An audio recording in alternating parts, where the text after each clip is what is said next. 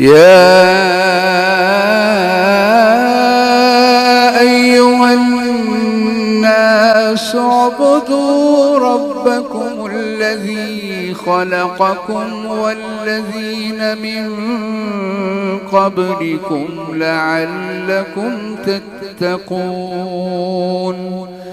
الذي جعل لكم الأرض فراشا والسماء بناء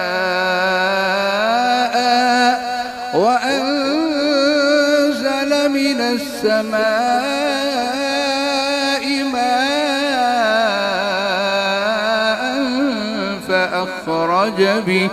فأخرج به من الثمرات رزقا لكم فلا تجعلوا لله أندادا وأنتم تعلمون